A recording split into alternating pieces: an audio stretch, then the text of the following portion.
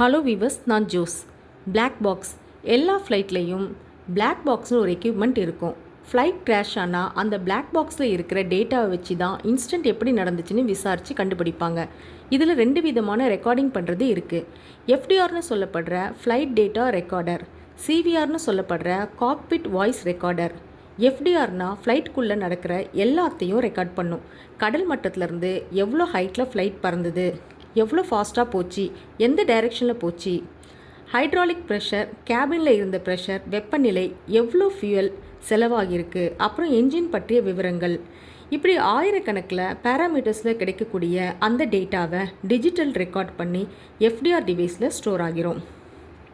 Next CVR காக்பிட்டில் இருக்கிற ஆடியோவை record பண்ணோம். ஃப்ளைட்டோட முன்பகுதியில் இருக்கிற பைலட்டோட இடத்த தான் காக்பிட்னு சொல்லுவாங்க. அந்த இடத்துல 4 மைக்ரோஃபோன்ஸ் இருக்கும். அதிலிருந்து வர ஆடியோவை இந்த சிவிஆர் கருவி ரெக்கார்ட் பண்ணும். கேப்டனோட ஹெட்செட்டில் இருக்கிற மைக்ரோஃபோன், கோ பைலட் ஹெட்செட்டில் இருக்கிற மைக்ரோஃபோன், காக்பிட் நடுவில் ஒரு மைக்ரோஃபோன் இருக்கும். அது வழியே சுற்றி இருக்கிற சவுண்ட்ஸ் எல்லாம் ரெக்கார்ட் பண்ணும்.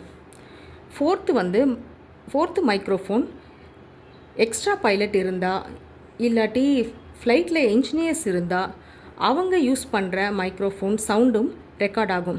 ஸோ இப்படி ஆடியோலாம் ரெக்கார்ட் ஆகிறதுனால பைலட் பேசினது, கோ பைலட் கூட நடந்த டிஸ்கஷன், ஏர் டிராஃபிக் கண்ட்ரோல் கூட ஷேர் பண்ண தகவல், கேபினில் ஏற்படுற கடைசி நிமிட அனௌன்ஸ்மெண்ட், இதெல்லாம் வச்சு அந்த ஃப்ளைட்டில் எப்படி கிராஷ் ஆச்சுன்னு தெரிஞ்சிக்க முடியும். ஸ்டெயின்லெஸ் ஸ்டீல் ஆர் டைட்டானியம் மெட்டலில் செஞ்ச கேஸில் தான் இந்த பிளாக் பாக்ஸ் வச்சுருப்பாங்க. ஏன்னா எவ்வளோ பெரிய விபத்து நடந்தாலும் இதுக்குள்ளே இருக்கிற டேட்டா எதுவும் ஆகக்கூடாதுன்றதுக்காக.